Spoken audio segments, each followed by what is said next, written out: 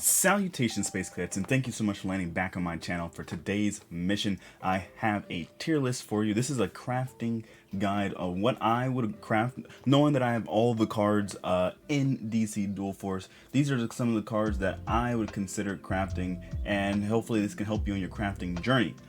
And this is going to be a longer video, so but there will be timestamps down below going through various sections, like a leader section or like the rare section, super rare, so on and so forth. So there's going to be that helpful things there for you.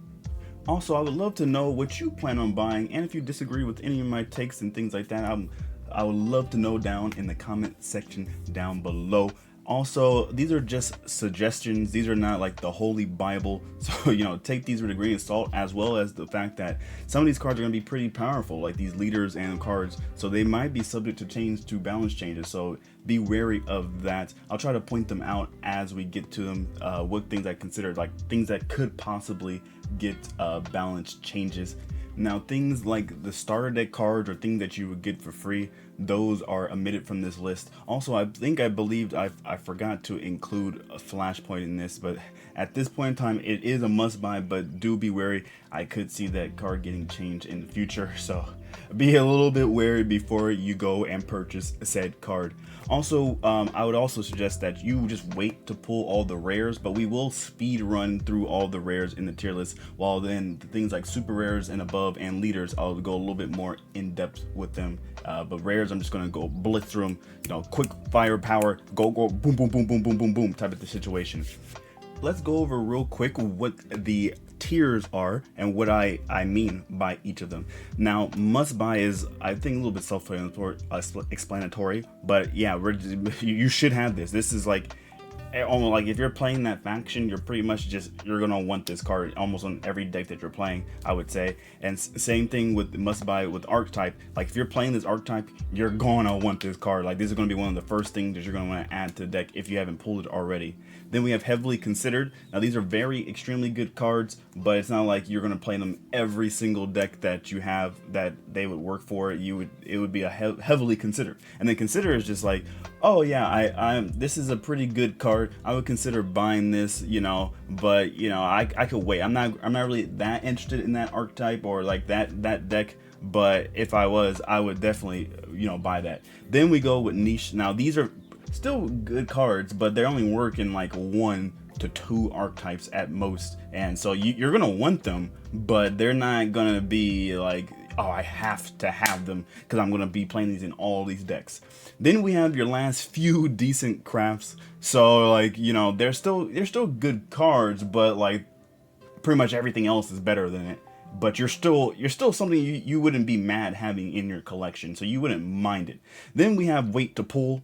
So basically, like, they're not terrible cards, but you could do without them. Just wait to pull said cards. That's what I would also say, for all the rares, just wait to pull said rares.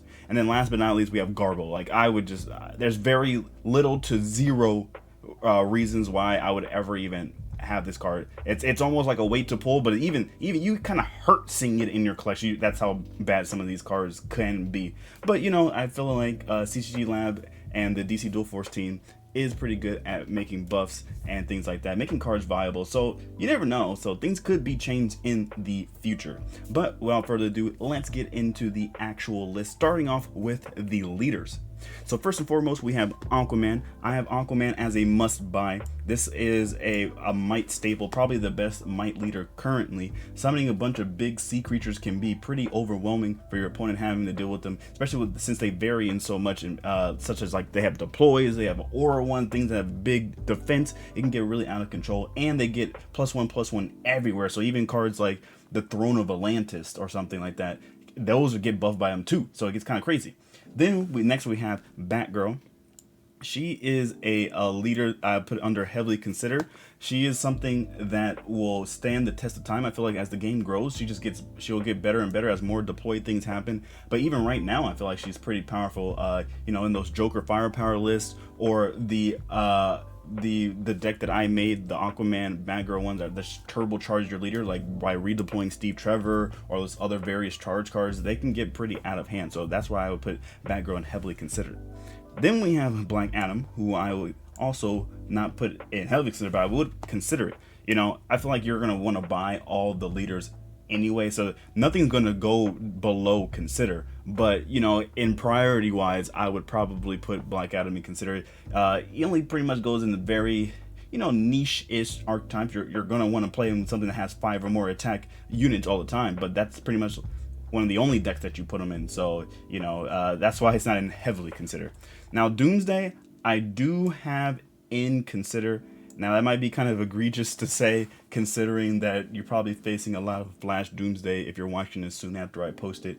But that's only like every so often like Doomsday comes up. But before Flash Doomsday was a thing, Doomsday was barely ever played. And like I said, you should be buying every single leader.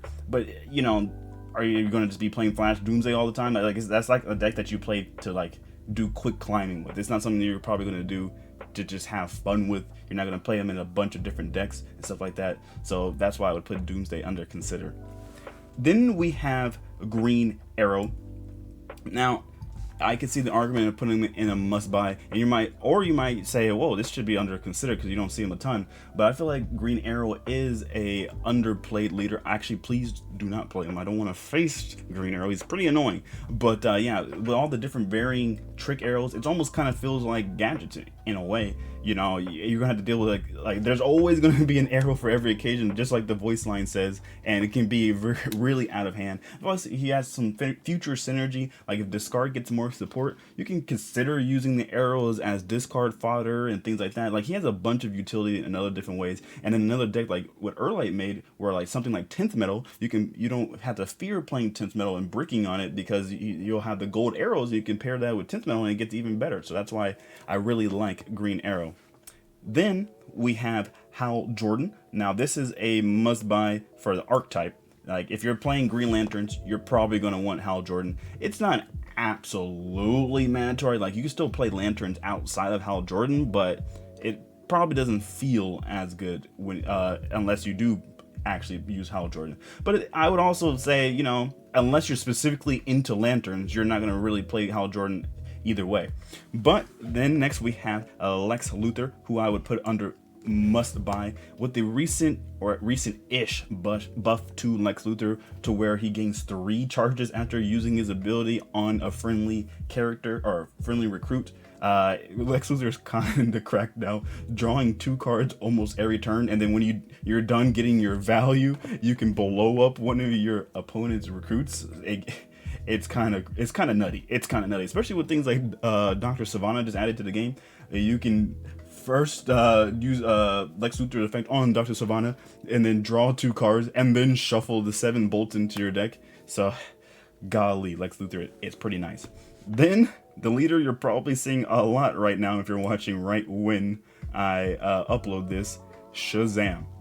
Now, even before all the recent buffs to energy and things of such, Shazam was already had a pretty nice place after he received his buff to a 6/6 and adding, or not 6/6, but a 6 and adding 6 bolts in the deck. He was already a pretty good pick. I would probably put him under considered or heavily considered.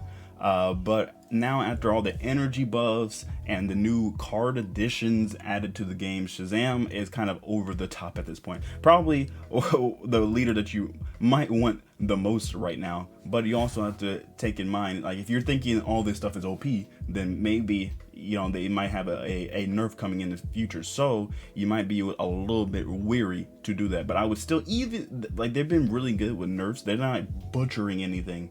Whenever they nerf something, they're usually pretty viable. So even then, I would still put them under a must buy, and it's a very fun archetype in the first place. Then we have the Joker, who is also under must buy. I feel like if you're playing any firepower deck, even sometimes non-firepower deck, if you're just playing like aggro or something, you probably just want the Joker. He's just like the fact that he can, for one, get another starting charge if you already have an Arkham on your side of the board, and you're likely already playing them. Even if you're not playing an Arkham deck, you're likely playing Arkham cards if you're playing Anarchy with things like Mr. Freeze and Punchline that only works with Joker. You're most likely using Joker in that case. And the fact that you can just hit 4 random things randomly, plus with the firepower can get very, very hectic and crazy. So Joker is probably a must buy in my opinion. Then we have Zatanna. I'll put her under must buy for archetype of magical spells. Like, even if you're not playing magical spells, you could still probably use Zatanna because she's just nice, a utility leader. But I feel like her biggest home is if you're playing a magical spell focused deck. But like I said, she can be using anything, so I can see her just being in a must buy in general. But she's not like always in the best place in terms of leader strength all the time, but she's in a faction of energy, so energy is pretty powerful right now, so she's pretty up there. So I would definitely very consider having her. Now let's go through the rares. We're just going to rapid fire these. I already wrote these all down on a list, so if you see me looking off to the side and I'm just referring to the list, we're just going to go right off the bat. So yeah, a better tomorrow. That's gonna be a weight to pull. You don't really need that, but you won't hate having it. Blue Devil's also one of those things, and Courage is one of those things. I'm gonna really like every setup card we're gonna mention. It's probably gonna be lower than one would expect. Of course, it can pop off, but very likely it's not. Like, how many of your setup cards really stick on the board? All right, it's very, especially with all the face damage and pings and random stuff that can go around, your setup cards are likely almost never going to live. So that's why I'm going to rate those pretty low. And Courage has its place eventually. Like, I feel like there's metas that I could see Courage, or like after support happens, I could see Courage being a thing. But yeah, so far, so it's also with down but not out. Then we go Flex Mental, which is niche. Now it has its place as a pretty good card, but that's pretty much you're only ever playing it if you're playing Wonder Woman. There's almost no other deck that you would reasonably play Flex Mentala unless it's a Wonder Woman deck. So that's why it goes under niche. Then we have Hot Girl, which is also a weight to pull. It's not garbage, but you don't really need it. Now, for our first Garbo card, we have Lead from the Front. Now, if Lore Swamp is watching this video, he might be like, bro, come on, it's better than that. But I don't have that type of copy in my star. I can't. It's there.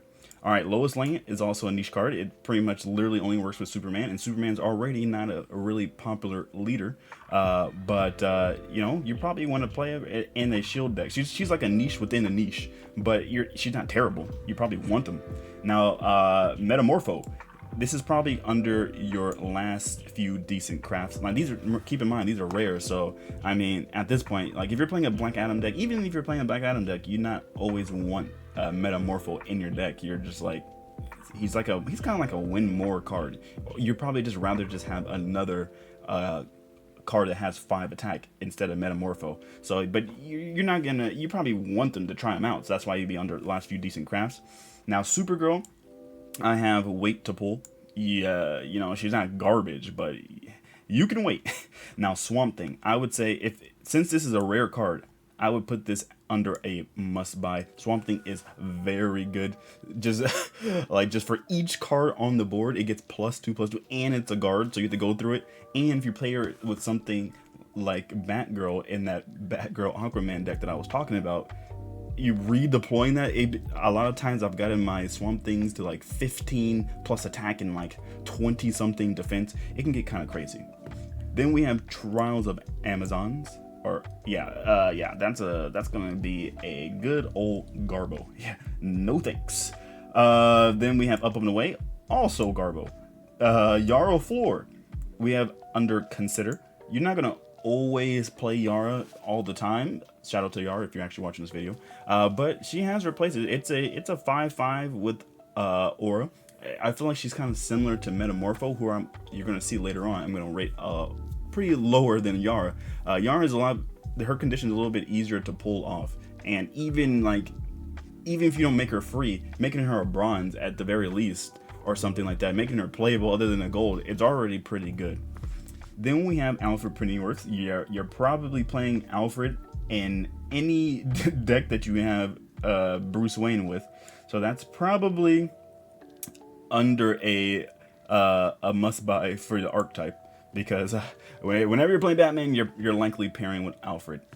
Now for Batcow, I'm also going to put that under niche. Now you're going to consider this whenever you're playing like a Might Tactics deck, specifically with Wonder Woman, because Batcow is pretty decent, but only if you buff them in some type of way. So Might has those things as well as Wonder Woman herself has those things. Now I'm gonna have a Bat Signal, sorry, under your last few decent crafts. Now it is pretty good, you know, but after the nerfs to that certain Batman, it has become very underplayed. It's probably better than people think, but it's not like a top priority in your crafting measures. You probably want to prioritize other rares instead. Then we have a Bat Cycle, which is under heavily considered. I would probably just put this in must buy. Like if it's a rare that you're probably almost always going to want. So I'll probably actually put this under must buy, because it's just like, when won't you want a Bat Cycle and it's a pretty cheap to craft anyway. Then we have Bruce Wayne. Once again, if Yara is watching this video, don't hate me, but I'm gonna put this under niche actually. So I'm not gonna say it's garbage. Now she has opened up my eyes to Bruce Wayne. It's not the best card ever, but it has its utilities. Either it's like fodder for various things like discarding, or like if you miss your draws, or like you miss like some bronze, you have some extra bronze to draw cards. It has its purposes, it has its places, but you know, I wouldn't like go out of my way to play it. And same thing with Built Anew. Now Built Anew is not bad. It has this niche application. It's probably more so meta dependent. You're probably not going to always want to play Built Anew in every single meta, but things like, you know, when Flash Doomsday or other aggro decks arise, you're probably going to want to slot in and tech in a Built Anew to help out. Then we have Commissioner Gordon. I feel like Gordon is a must buy. You're probably going to want them in almost any tactics deck you play, especially a Batgirl tactics deck. Now, after the nerfs to Commissioner Gordon, he's a little bit lower rated, so I could see why you would potentially put him under heavily considered. But considering he's a rare, I would definitely put him under must buy. That's going to be probably one of your first rares that you have. Then we have Master Strategist, who is a niche. You're probably only playing it in a Cyborg deck, and even still, you still might not even play that card. Like honestly, I could see it under your last few decent crafts, but I think it's probably just under the niche category. Then we have Miss Martian. You're probably going to want to wait to pull this one. It's not the worst card in the game, but you know, as the game progresses, I feel like as there's more good deploy units, she can have her applications, you know, especially if you're not playing like a gadget heavy deck to where you would be you know, able to just grapple no hook instead of just Miss Martianing. But you know, if you don't want to play a gadget heavy deck, Miss Martian probably maybe has her place. But then we have Mr. Terrific, who I would put under must buy under the archetype thing. You're probably like, Mr. Terrific is probably one of those things you definitely want to have if you're playing something like any Bolt deck ever. And I guess if you're playing Unending Ruin, you probably want Mr. Terrific. But yeah, if you're playing some type of Bolt deck, you're definitely gonna want him. But outside of that, you're probably not going to play him because you're not gonna have any free cards. What's the point? There's not like a ton of free cards that you just need to have in your hand, other than a Bolt or an Unending Ruin or something like that. Then we have Renee Montoya. That is going to be Garbo. She like. Her and something like Peacemaker. I didn't Peacemaker in list because I'm pretty sure you get Peacemaker in a starter deck. But Renee is pretty much similar to Peacemaker. She doesn't really benefit herself when you activate her effect because she's gonna be exhausted when you first summon her. So she doesn't even get benefited from her own effect. And ambush on hunters, while can be nice, you're most likely playing hunters to go face anyway. So you're not gonna really need the ambush. So it's gonna be like a niche within a niche within a niche within a niche when the ambush is ever going to really come up in the first place. So you probably don't even want her. Then we have Starlab's Research. I would say wait to pull. It's not a terrible card, but you're not really like, oh, I need this in my deck. Guaranteed. Then we have Sustained Effort. This is a niche. You're probably literally only going to play them in deploy decks, but there's other decks that maybe like you just really want to redeploy. Like when he made the Peacemaker deck, I did play Sustained Effort, so Peacemaker could get his effect off the next turn, considering he doesn't work with himself pretty much. It's kind of weird, but yeah, I would say Utility Belt is also a must buy. You're probably going to want to have this in almost any if not all tactics deck. It's just literally, as the name implies, it's a utility card. It pretty much is like, oh, do I need a gadget for this situation? Let me just pick and choose. Oh, why not? Then we have Wayne Tech Engineer. This is another wait to pull. It's not a garbage card, but you're also not like, you don't need that card. Then we have Amygdala. This is a consider. You're going to probably put this in most Arkham decks that you're playing, maybe all, but other than Arkham decks, you're not going to usually play it. The random can get kind of a little bit chaotic, as the name implies. Then we have Atrocitus. Yeah, it's pretty garbage. Like if you're already slamming your cards into it, it having a billion attack doesn't really matter. And just think, like, it's also another form of a setup card.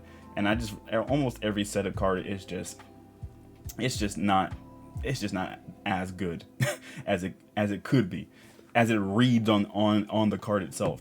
Then we have Captain Cold. Now this is, I'll put under your last few decent crafts. I could see this under consider, but you don't really see Captain Cold a lot. But I feel like if potentially aggro strategies come in line, I feel like, you know, like leader abilities like get really popular, like you're attacking with your leaders all the time, I could see Captain Cold having its place, but you don't really need him, you know.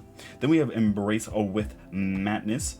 That is also a wait to pull. Not bad, but don't need.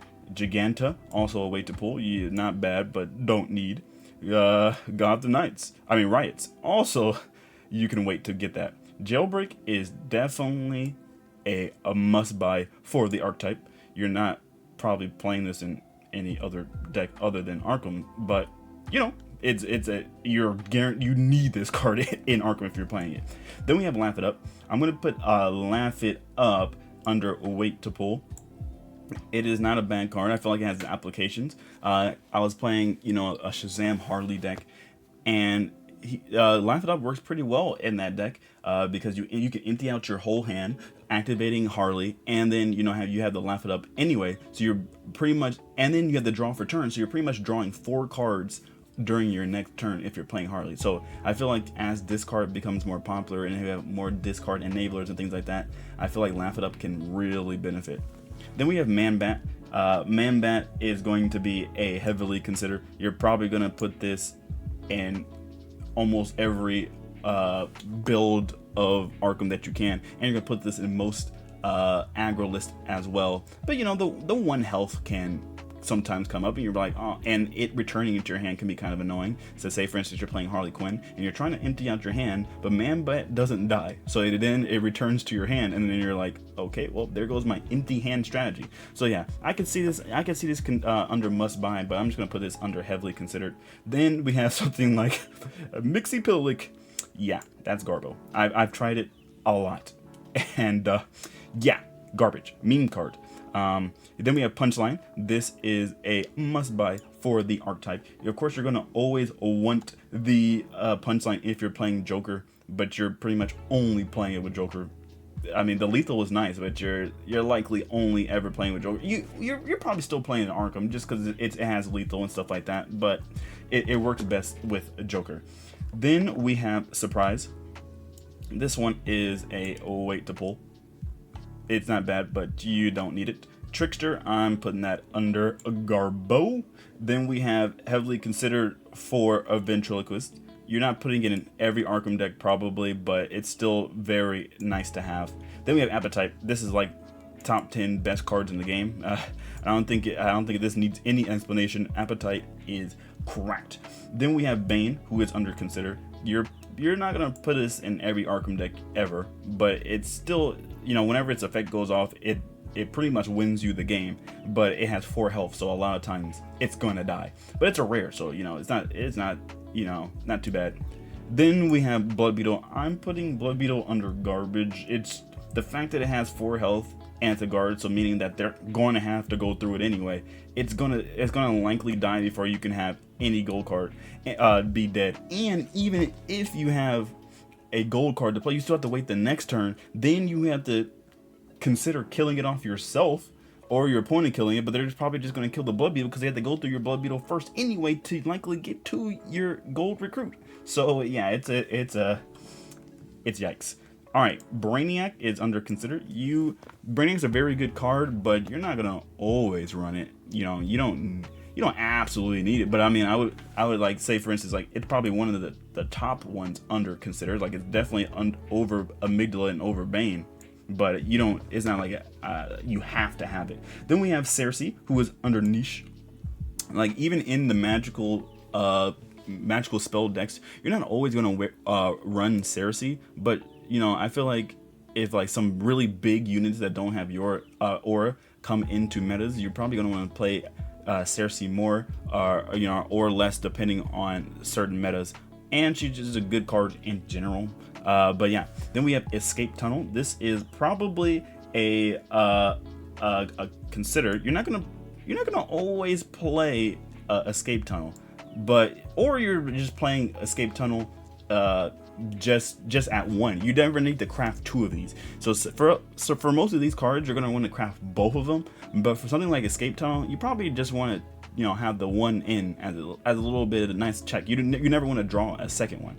Then we have Indoctrinate, who is heavily considered. You're probably gonna put this in a lot of decks, but and it's very good, but it's not like something you need to absolutely have. I would consider a lot of these other rares things that you need to have over that. Then we have Ivy Flytrap. You definitely need this if you're playing an Ivy deck. If you don't have this card, you're kind of trolling if you're playing Ivy and don't have Ivy Flytrap. It's a 0/6 that you could play on the bronze turn, and then you just draw a card. It's almost impossible to kill turn one, but it is possible, but it's almost impossible.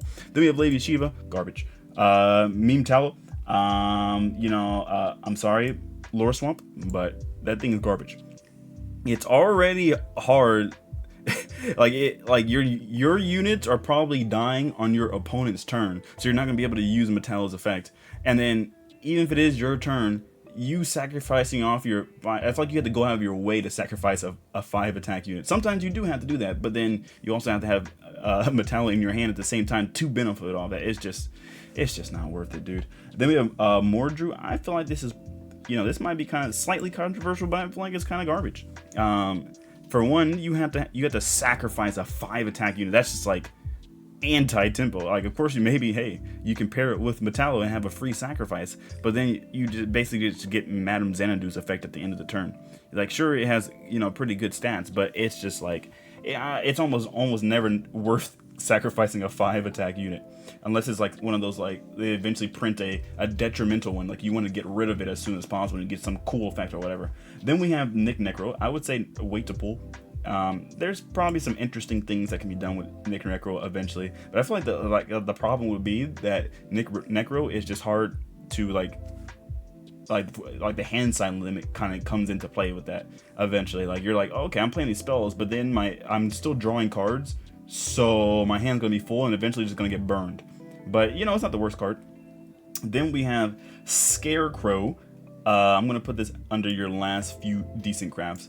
You're pretty much only playing Scarecrow in like Black Adam decks, and sometimes you'll play them Arkham, but I feel like in Arkham's, a lot of times you kind of say, hey, I can cut this card for something else, but you probably wouldn't play them in every single Black Adam deck. But you could probably wait to have this. But something you can't wait to have is culling. You're pretty much playing this in almost any Tyranny deck you ever play. The fact that you can just KO all recruits under 4 health, it's crazy. You can just board wipe. They have just board wipes upon board wipes upon board wipes. We freaking love board wipes, don't we? Yeah, said no one ever. All right, but then we have Black Lightning. Black Lightning is a very good card. It is pretty much like a smaller living lightning. Yeah, he usually dies as it's another setup card because it's the start of turn, so he usually dies, and he gets overshadowed for things like Living Lightning and Lightning Arc and freaking Hellblaze and all that stuff. You probably want to run all of those before you would run Black Lightning, so that's why I'm putting them there. Then we have Book of Destiny. This is going to be like a wait to pull. It's a nice card, but it's just like you have to pay a bronze to get a random spell, pay a bronze to play a random spell, and if it's like late game, you probably don't want to play it. Like it's just Now I'm gonna put Captain Atom under. I'm gonna actually put it under a must buy right now. For one, it's a rare card, so you're not expending a ton to craft this. And I feel like as metas progress, if there's too many annoying ping effects and burn effects and random stuff, Captain Atom applying aura to your entire board, including leaders, it pretty much, like, if you're playing a cyborg deck, like, very little cards in your deck probably can affect the leaders itself. So Captain Atom almost fully negates cyborg. Then we have Chase Leon, who is also a must buy, but for an archetype. If you're not playing Chase Leon in a Green Lantern deck, you're actually trolling. Then we have Crystal Ball, who is under consider. It's almost under niche in a way, considering that you're probably only playing it when you're playing heavy amounts of silver and gold. But it can help you cheat out some of those cards as well. So if you have the high rolls, it's nice, and it's also nice to know what the top card of your deck is. But you're probably only going to play one in a lot of cases, because once it does its effect once, it pretty much, you got your utilities. Sure, sometimes you might want the second one so you can cheat out potentially another gold. But things like, now that Booster Gold has been changed, you're probably just going to want to. You don't really care about cheating out a second gold, because you're probably already going to have multiple golds played, considering you're playing Booster Gold. Then we have Earthquake, who I put under consider. I can see this being under heavily considered, but doing 3 to yourself can be a detriment to a lot of the times, especially with a lot of aggro lists going around, especially with Ivy going around lowering your health. You're probably not going to want to be lowering your health in that sense, because you can pretty much screw yourself over.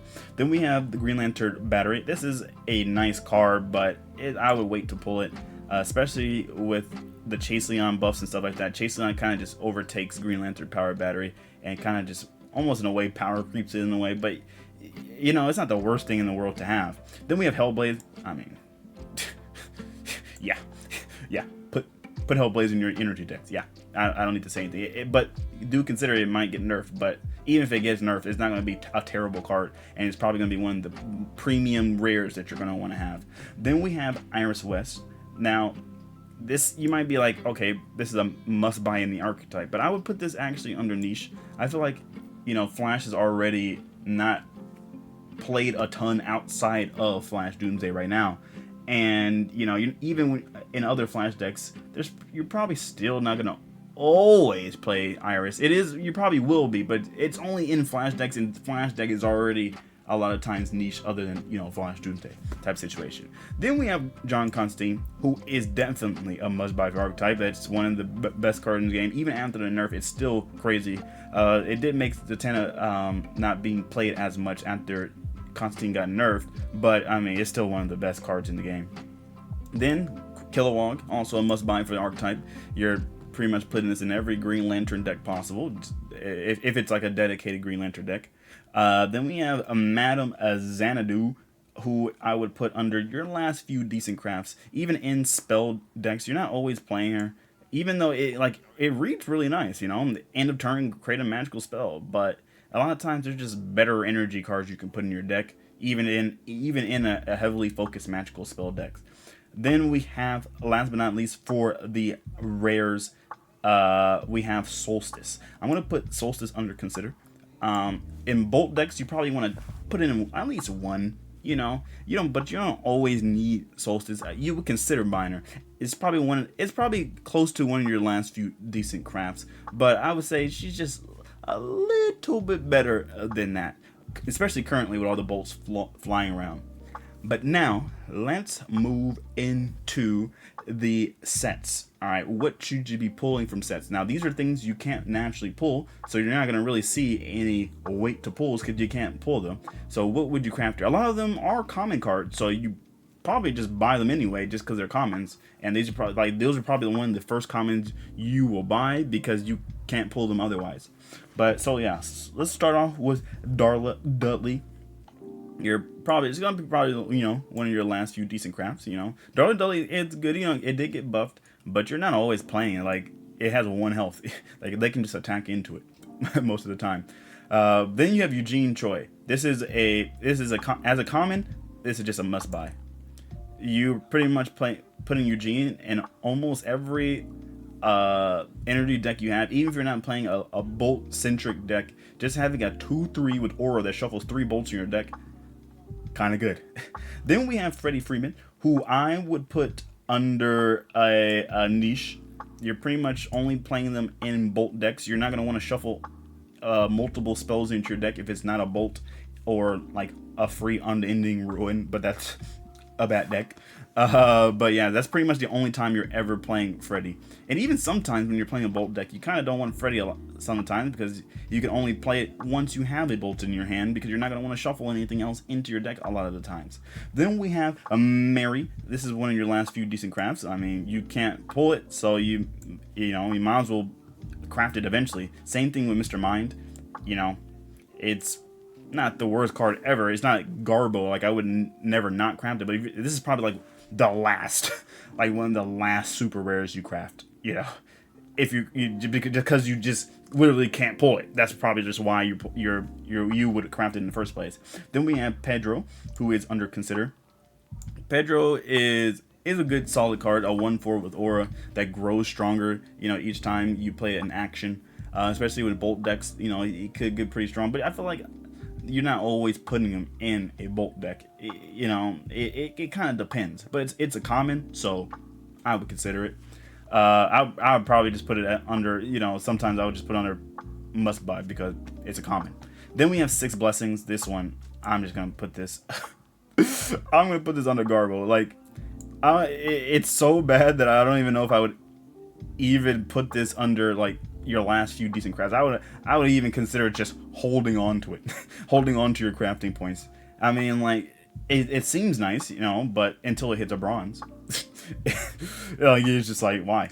Then we have Power Hope. Now, I put this under, like, I don't have a category for this, but I wrote in my notes that if you literally have nothing else to craft, I'm putting this under, you know, last few decent craft. I would normally put this under wait to pull, but you literally can't pull it.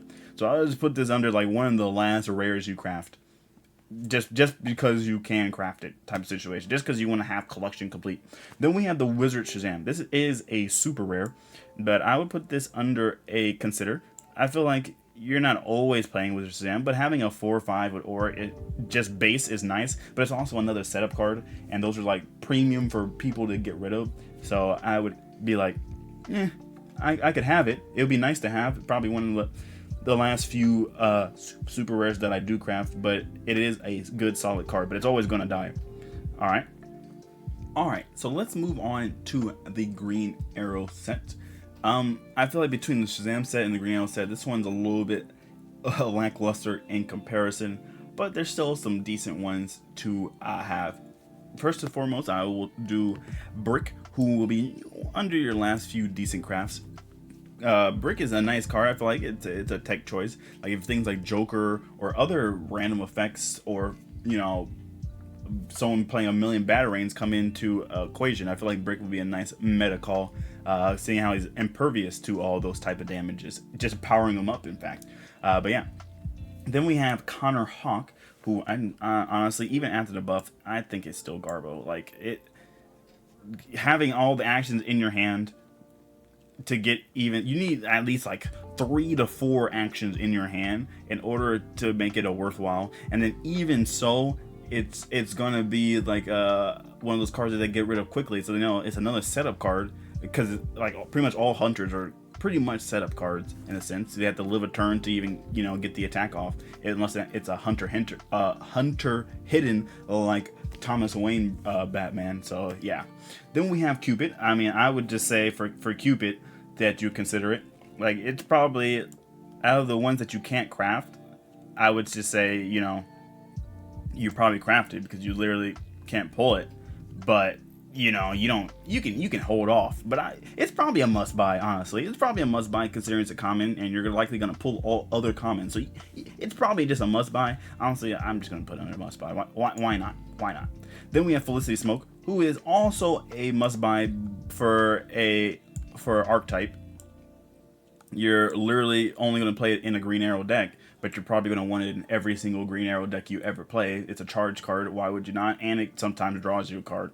Of course, it's going to die most of the time because it's a setup card, but I mean, come on.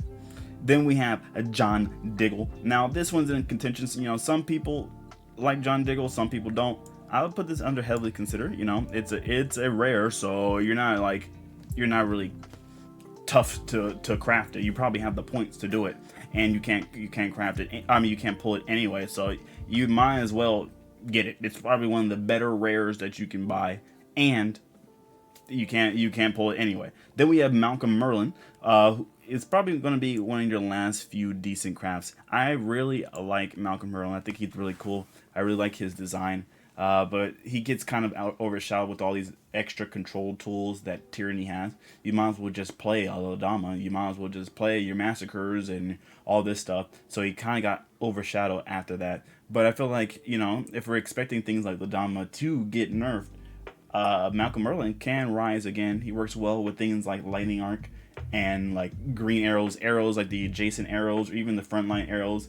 So you don't feel bad at getting like a bronze version of it. You can just use that, and Malcolm Merlin will clean them all up. So you know, it gets to be pretty nice. Then we have Onomatopoeia. Even in firepower decks, you're probably not going to always play Onomatopoeia. Sometimes you are, probably if you're desperate for firepower, but it's also a common, so it's just you're probably going to craft every common that you can't pull anyway. But it's still going to be like one of the last ones that you do. Then we have Shadow, who is going to be also under your last few decent crafts. Shadow is probably better than people make them out to be, but it's also like you're not gonna be like, oh yeah, I really need Shadow in this deck, I really do. It's just like, oh, it's another nice thing to have in your collection, you know. Then we have Speedy, who is a super rare. I would put this under consider. You don't need it in every single tactic deck that you're going to play. I would consider buying. It's probably going to be one of your last super rares that you do craft, but it's still good. Like, it's a 3/3 with speed that also gives you a random arrow. It's good. It's just like, you could wait. You know, it's probably one of the last ones that you do craft, but it's only because you can't pull it anyway.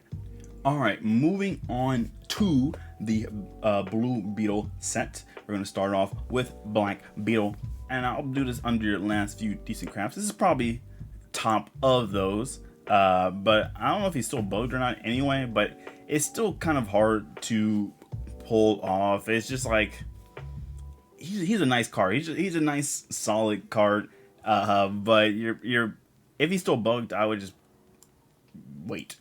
I would just wait until he's out bugged and then buy it. And that's only like if your last few do so. It's like a generic card, so you don't really need it for any specific archetype, type of situation. And it's not like you want to pair it with something like Lex Luthor to kill it off and draw. You wouldn't hate to do that, but it's just also like you probably want to keep a 5/5 and you just hope that it dies. But then they might avoid it. It's like a weird scenario, so it's just like that. But then we have Blue Beetle, who is a must buy. Like, it's a almost every charge card is a must buy. It's a generic charge card that if sometimes lives, does like 6 damage to face if you want, or it keeps charging if you want. Then we have something like Booster Gold, who is also a must buy. Dude, the buffs to Booster Gold, this is probably what we thought was how it was going to work in the first place, but now that they actually made it like that, because it didn't work like that before, Booster Gold I think is cracked, dude. It's just like, oh yeah, here's a 5/5 that you can sometimes search with friends in high places, and then which turns into an 8/8 that lets you just play 2 golds in 1 turn, and sometimes it lives. You protect it with that extra gold that you can do, and then or like you play like a Hellblaze, and then you board white, so they have nothing to really kill the Booster Gold. Booster Gold is it's just so good, bro. Then we have Berinda. I would put Berinda under a must buy as well. It's just like, since it's a common and it's a good common, it's just like, why not buy her type of situation. That's pretty much why. Then we have Carapax. I don't know if I'm saying that right, but yeah, this will be one of your last crafts that you do. This is probably like almost the last rare that you'll craft, but it probably hasn't been explored too much. It probably has its places, but the can't protect is where it gets kind of like a I could do without type situation. Then we have Infiltrator Scarab, also the same thing. It's mostly because you just can't pull it in the first place, so it's probably going to be one of your last crafts and you're just like, oh, I want to just complete the blue Beetle set. So let me just craft Infiltrator Scarab. Yeah. Then we have Jaime Reyes. That's also a must pick up. Like, Jaime Reyes is crazy. You're usually only playing him when you have another gold to play, you know, or a Paco or something like that. But and then if he lives a turn, he has evade, so it's already likely that they do a live. It's a 7/7 with evade. Of course, they're going to prioritize it, so it's a setup card, but it's one of those premium setup cards that are more likely to live than other setup cards. So yeah, Jaime Reyes, kind of crazy. Well, like this is I mean like you know, Lodama, do I need to say anything? The only thing I will say is, like, I could see it getting nerfed, so maybe you don't want to you might be a little bit wary on the crafting points, but like I also said, they don't usually butcher cards when they make changes to them, so she's still probably going to be good. She might be, if they nerf her, she might be under a heavily consider type situation, but they would have to really nerf her for her not to be under must buy, to be honest. I don't know what they would have to do to make that happen. Then we have Paco as a rare. I mean, as a common. Yeah, you might as well just pick this up. This is also a must buy. You might as well. It's just a common card. Then we have Skeets. Skeets is also. I'll put Skeets under. For some reason, I put Skeets under my nose. I put Skeets. I don't know why, but just thinking about it now, I'll probably just put Skeets under a heavily consider. It's just like, you're probably going to play it in a lot of energy decks. It's just nice to have. But yeah, you know, I could see you waiting just a little bit. Like, it's probably not one of the first. It's not like the first rare that you're going to buy. You know, something like Blue Beetle is probably that, or Commissioner Gordon or Bat Cycle type of situation. But yeah, I'll put it under heavily considered. All right, next up we have the super rares, starting off with 10th metal. Now I have 10th metal under a consider. You're not going to put this in every single might deck ever. But, you know, if you're playing something with heavy golds, you'll definitely consider, you know, putting that into your deck. And like with Erle's deck, with the Arrow and Aquaman deck, you don't feel bad on breaking on 10th metal a lot of the times, because you have those gold arrows to make it useful. But otherwise, it can be a brick sometimes. Like, sometimes you might just draw one gold or something, or you have no gold in your hand and you have no use for 10th metal, or it's just like you draw it late game and it's just like, at that point it doesn't even matter type of situation. Like, yeah, it can be a hit or miss, but that's why I would consider it. Then we have things like Hephaestus. It's not the worst card in the game or anything like that, but I would just wait to pull it. You know, you don't need it, but it's not Garbo. It's just like another one of those setup cards that is just like, it's likely to die type of situation. So yeah. Then we have Lobo, your last few decent crafts. Lobo is good, but, you know, once again, with the setup cards, it's likely not to live, and it's very rare that you're going to actually get the effect off anyway. Even if it does live, it's rare that you get your effect off, because a lot of times it just hits leaders or something in the back, or they can make an educated guess on what it is depending on how you're attacking, and so they get rid of the marked target. But, you know, having a 6/6 is still just nice. You know, it's still nice, so that's why you would still probably craft it, but it's going to be one of your last crafts. Then we have Power Girl. Now I have Power Girl, but I'm just assuming, I think you got it for free, depending on the campaign, but I don't know if that was just a limited time campaign, and it's like all those players at the time got it, so I don't know if future players were having, so that's why I'm still rating Power Girl and Lex Luthor anyways.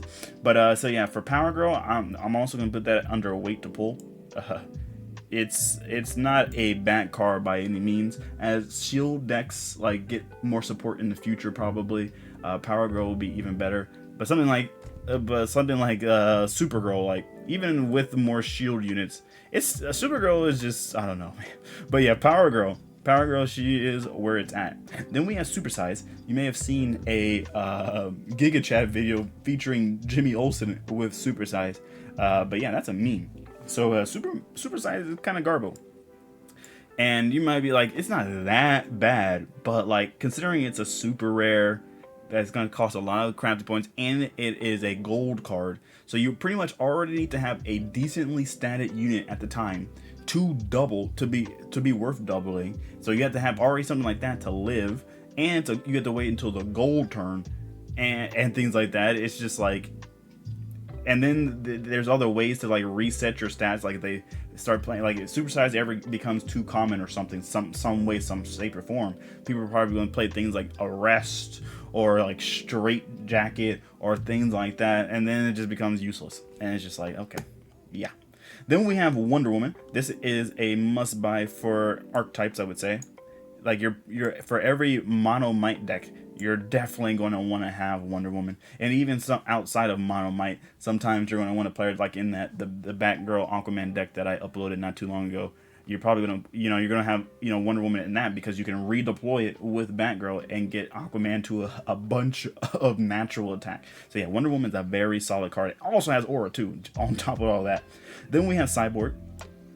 Cyborg is a pretty decent card, but you're not going to always run Cyborg. You need a lot of tactics cards in your hand, probably a lot of free generated tactics cards such as gadgets in your hand to make them worthwhile. Maybe, slot them into a few firepower decks as well to clear the front row. But then, eventually your opponents, will be able to play around things like that by, put in their cards in the back row, like they're very important cards, and then Cyborg is gonna be having a hard time getting through it, but it's whatever. Then we have Lucius Fox. This is like one of the best cards also in the game, but with this one I would suggest only crafting one at the time. Get a feel off of that, because I feel like once you have Lucius Fox, you play it once, you don't want to see the second one. The second one's just gonna be a brick. But I feel like you should just craft one and then see how that works out. And you feel like, oh man, I'm not really drawing it enough. You're never really building your deck in the assumption that you're going to be able to upgrade your gadgets anyway. It's not really something you build your deck around. But once you do play them, you're going to be way more ahead than you were before you had the Lucius Fox upgrade. Then we have Martian Manhunter. This is one of your last few decent crafts. Now, this is a card that you don't mind pulling or something like that, like almost like a wait to pull type of situation. But it's a little bit more above average than those wait to pull ones. I feel like, especially if Batgirl and better deploys happen in things like tactics and whatever you would pair with tactics, Martian Manhunter just becomes better and better. It's a hunter aura. It's like the next step below a hunter hidden type of situation. It's a hunter aura that you can sometimes redeploy with Batgirl, so it can be pretty nice. Then we have Mass Arrest. Now, I put this under considered. You might want to put this higher, like a heavily considered, or even a must buy. But I just feel like, for me, I kind of just rate it a little bit lower than a lot of people. It's just like that, the fact that it returns your own cards, and like even if you had aura on your side of the board, it would still return your cards. So it just feels awkward sometimes to do that.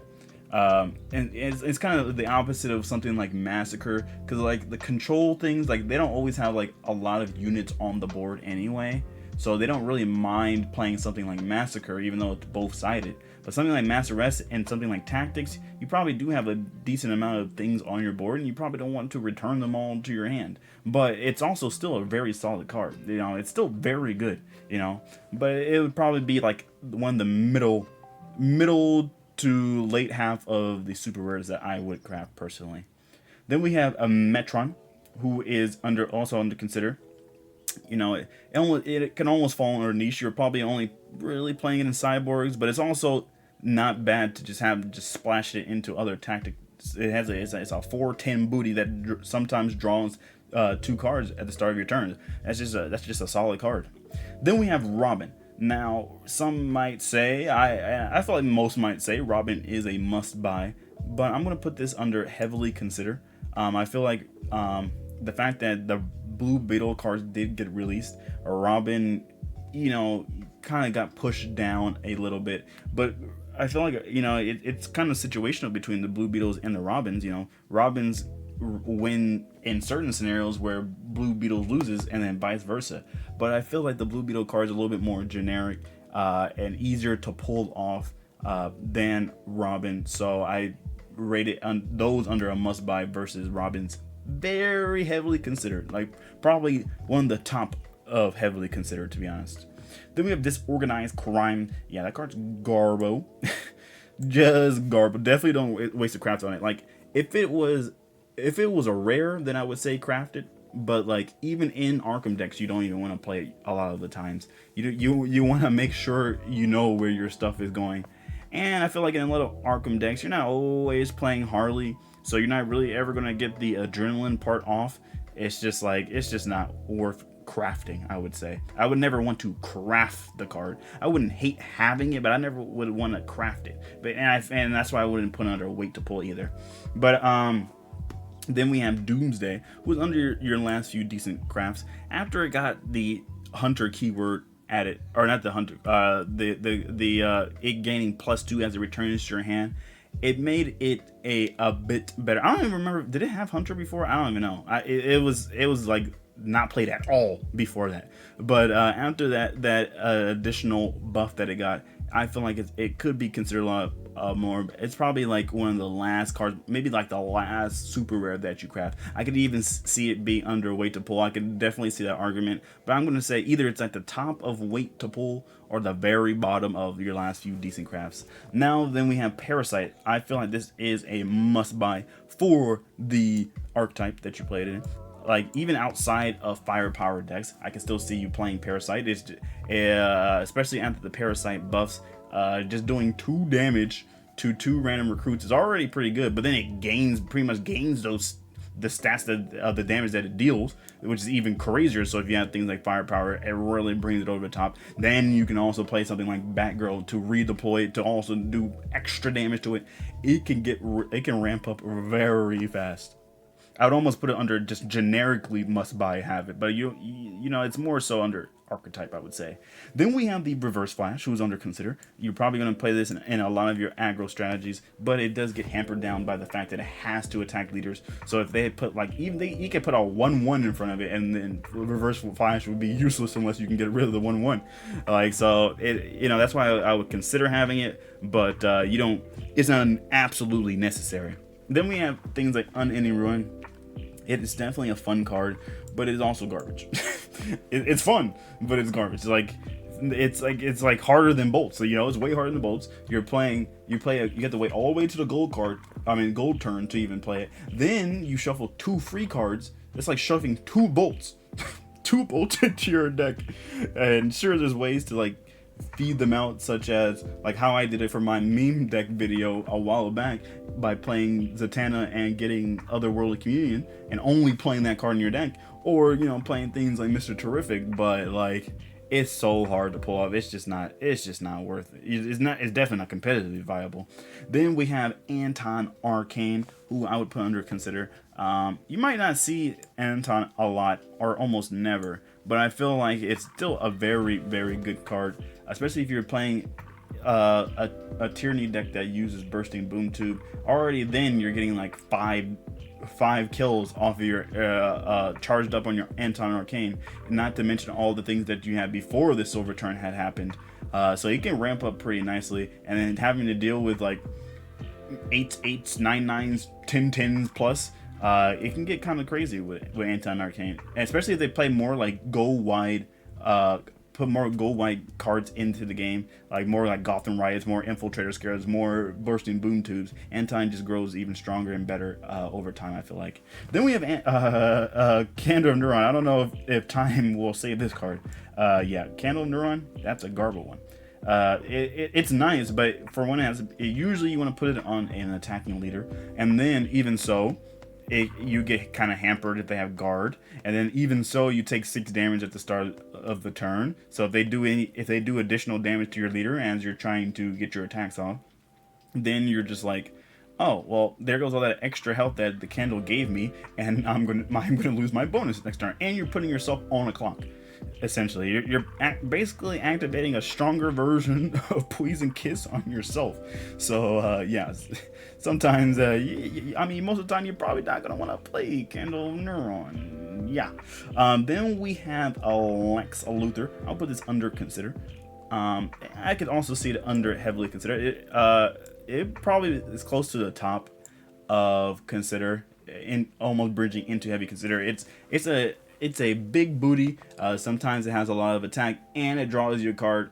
A lot of you probably already have it for free, depending on when you started playing the game. But I don't know. I feel like it's one of those cards that you could do without in certain decks and stuff like that. You're like, I don't need Lex Luthor all the time, but it's still like something like it's nice to have type of situation. Then we have a Ra's al Ghul. Now I'm going to just say that's a wait to pull. It's not garbage or anything like that. I feel like it has its places, especially as time tells. I feel like it probably has its places, but you can wait to pull that card. Then we have Sinestro. Now, considering all the various board wipes and all these extra control tools that we have, Sinestro kind of fell out of love. Before all those stuff was added, you probably slotted in Sinestro in almost all your Tyranny decks. But doing -2/-2 to all of your opponent's things is not as good as just killing them off right with like a Lodama or something like that, or a culling. So you're just like, oh, I can do without Sinestro, but he's still a very good card. You should consider him. Then we have the Mad Hatter. This one's kind of hard to evaluate. Like a lot of times, you're like if you pulled him, you probably slot him into your Arkham deck, but you never really need the Mad Hatter. It's probably one of the ones that like that you would almost take out of your deck, but you have him just because you pulled him type of situation. So I would say wait to pull Mad Hatter. Then we have Giovanni Zatara. I would say that is a must buy for any Zatanna archetype that you play.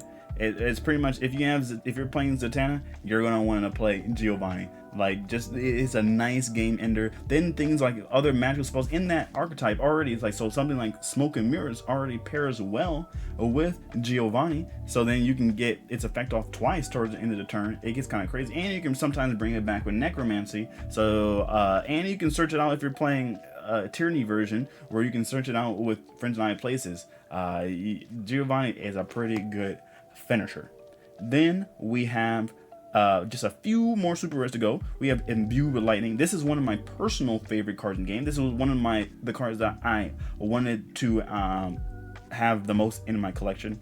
But even after the recent buffs making it a free card, I was still wait, and it being like one of your last few decent crafts. I feel like it definitely has its places. If there's like more flurry cards added, or things of the such, or Flash becomes more widely used and things like that, then Imbue with Lightning gets a little bit better, and it can also help reset the Flash Recruit, which is also very nice. So you can go for an attack, then activate Imbue with Lightning, attack again, shuffle 2 bolts into your deck, and then you're probably only doing that if you already have a bolt in your hand, and then use the bolt, and then you attack, and then you shuffle a ton of bolts into your deck. But it's still not the best card ever, even after the buffs. Then we have John Stewart. I would put this under heavily considered. The only reason I'm not putting this in a must buy for the archetype is because, for one, you can put this. You don't have to put this in a Green Lantern deck a lot of times. But I could also see John Stewart getting a nerf.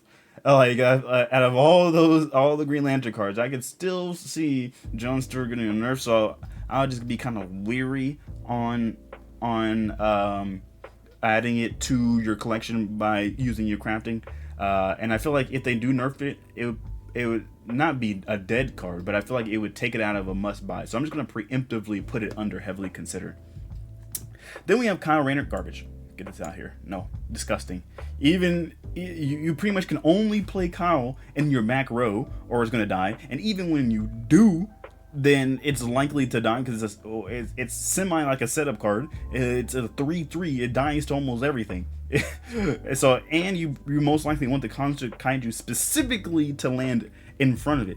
It's just like, it's too much. It's just you're never really gonna play it off, and you got to do it at the cost of your silver if you don't have a Chase Leon. Then we have Flash Recruit, my actual favorite card in the game. Now, this one I would put actually under heavily considered. I don't want to have the copium. I don't want to have like the bias and put it under must buy.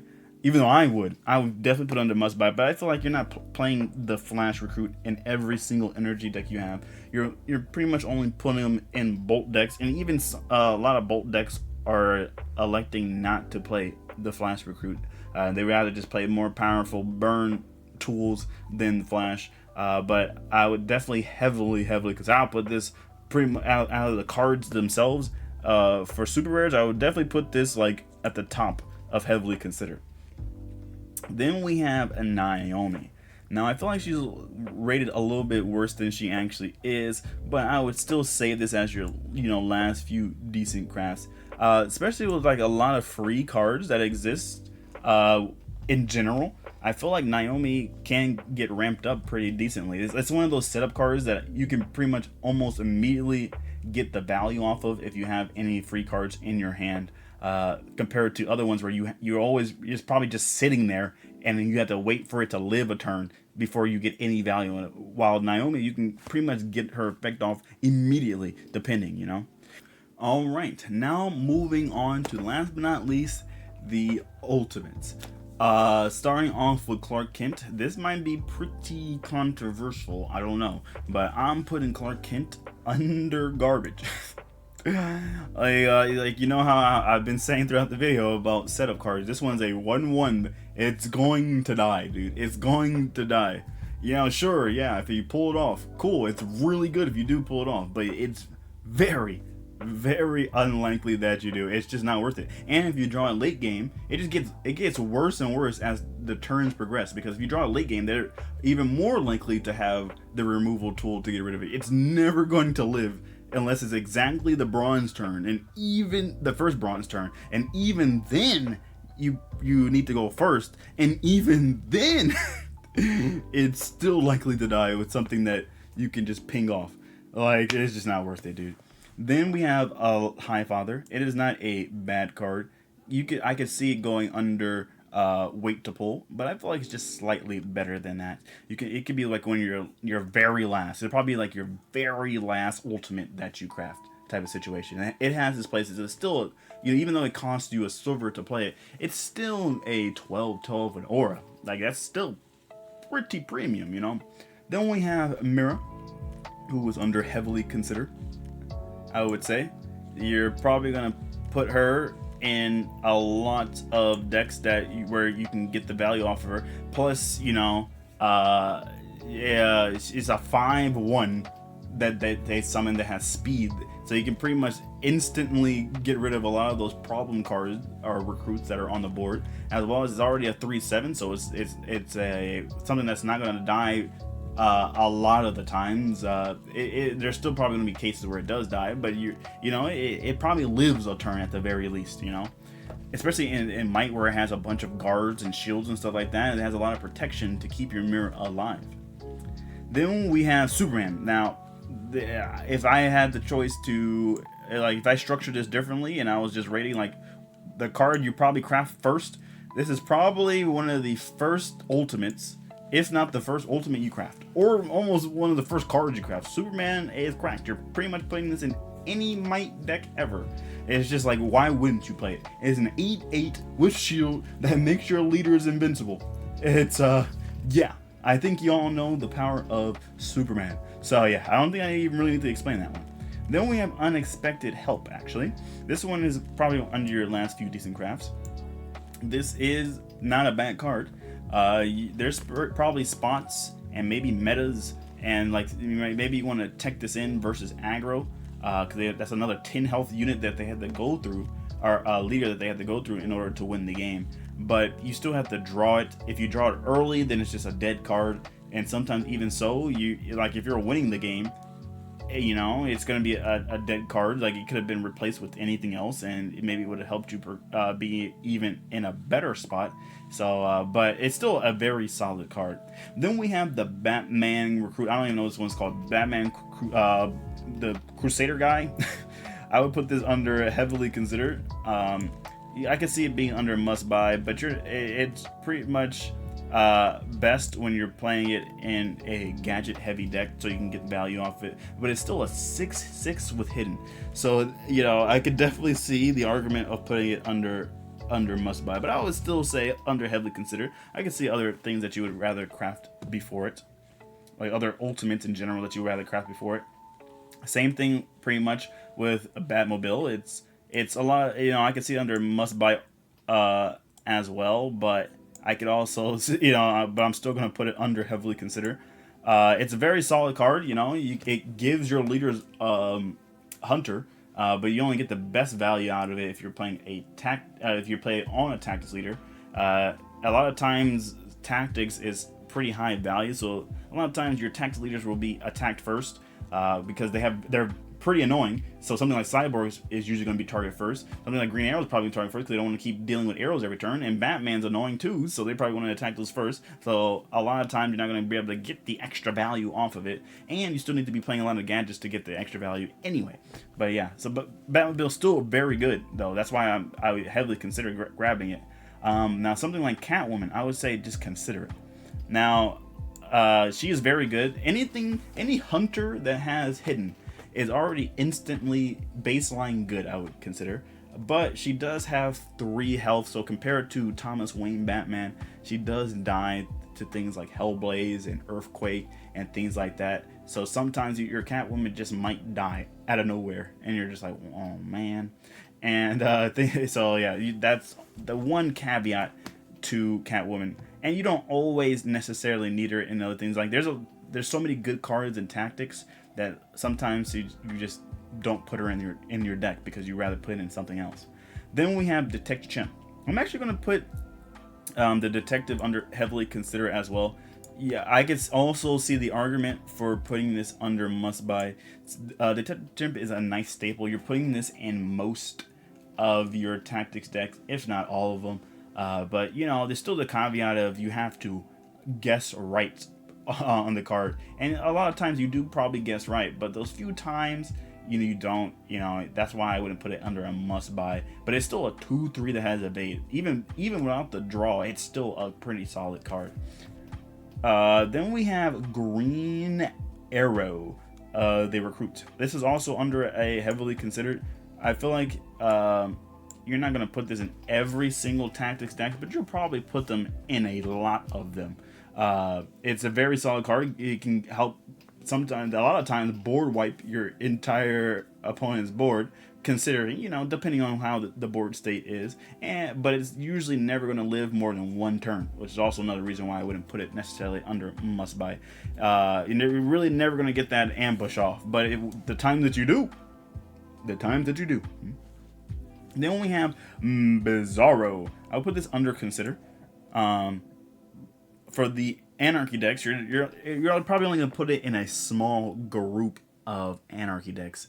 But when you do, pull it, it's still going to be a very good one. You're probably most likely only going to really play it in Doomsday decks, but there's still other decks that you can see it in. It's almost under that niche range, but I feel like he's still just generically a good, solid card if your deck supports what his effect does.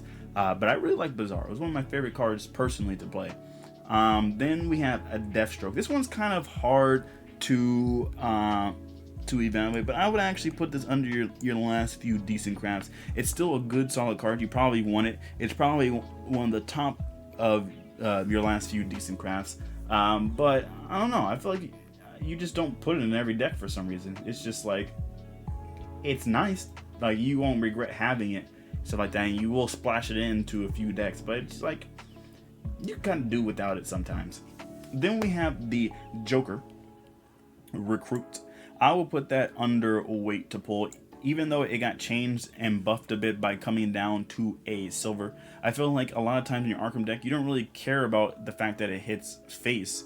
You'd rather kind of have its old effect where it can hit any character, because you want to just punch with your big units that you already have established on the board after it gets buffed with Black Mask and the Tweed Brothers and Penguin and stuff like that. And you don't really care much about the ghost face damage, and even so, they're likely to just kill it off first, so they don't take all that extra damage. And of course, yeah, you can block, put blockers in front of it, but it's like it only has like 3 health, so they could just like energy blast it and it's dead, like type of situation if they're playing energy, of course.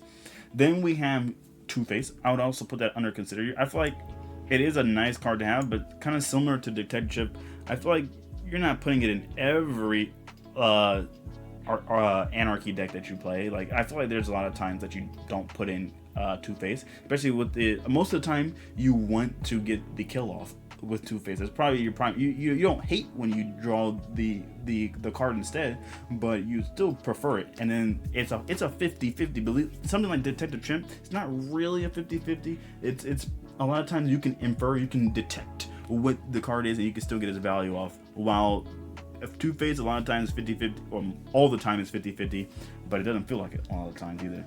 Then Darkseid, one of the best cards in the game, I would say. It can, at the cost of using your silver resource, this can get rid of a card on the board and make the board unplayable for the remainder of the game. Literally no way to reinstall your freaking board space, and it makes something like a Wonder Woman leader literally useless after you Darkseid something in front of it. And it's not like you're gonna try to play around Darkseid and not use your Wonder Woman effect, because then at that point your Wonder Woman also becomes useless because you're just choosing not to use it. So it gets, Darkseid can put some very precarious situations in the game. Then we have Massacre, which is also a must buy. It's just like you probably want to slot this into most, if not all, Tyranny decks. Just another board wipe. Just another board wipe, yay! Then we have a Necron, who I would wait to pull. It's not a terrible card or anything like that, but I feel like it's probably very specific times that you're going to slot this into your deck. And it's like something like you don't mind having, but you're not going to go out of your way to craft Necron. Then we have Poison Ivory. I would actually put this under Garbo. Like, that might be kind of surprising, but it's just like you're just likely never getting her effect off. Not only do you have to go through opponent's boards, there's so many ways to deal with her. Like, even just using one tear gas makes her useless, unless you're playing like Anarchy and or Arkham, and then it gets buffed for something like Penguin or something like that. But it's just like, it's so easy to deal with or play around and things like that, and you don't want to really trade at all prior to that to get rid of stuff on their board, because then it kind of defeats the purpose. Then it's just easier to kill later on. It's just like, I feel like it's a little bit garbled right now. Then we have the last few cards. We have the Riddler. I'm gonna put this under heavily consider. Riddler is very solid. You can slot this into a lot of Tyranny decks, but the only reason I don't put it under must buy is, for one, at least in my case, I get a lot of garbage cards off of Riddler, and it's a one of as well. It's as if all of the ultimate cards, but a 2/4 body is pretty nice. But I feel like there's a lot of times you just don't want to play Riddler, because you're just like, why do I need it over this other card I could potentially put in the deck type of situation. But it's still a very, very good card, don't get me wrong. But then we have Firestorm, who I would put under heavily considered. This is usually for your combo decks, things like, usually you're playing it under for your Bolt decks. There's also the case of, like, when I uploaded like a meme deck made by Yard recently, things pairing it with gadgets like Grappling Hook and things like that, replaying your cards or playing a bunch of free cards that you like gadgets are.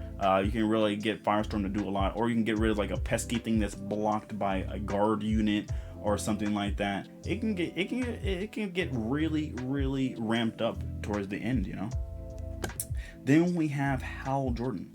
I would actually put this under wait to pull. Now that might sound kind of weird. You're like, I would probably want to put this on. It's probably a must buy for the Green Lantern decks, but I feel like Hal Jordan, I feel like most of the Green Lanterns are just better considering at what stage of the game that you're playing it in.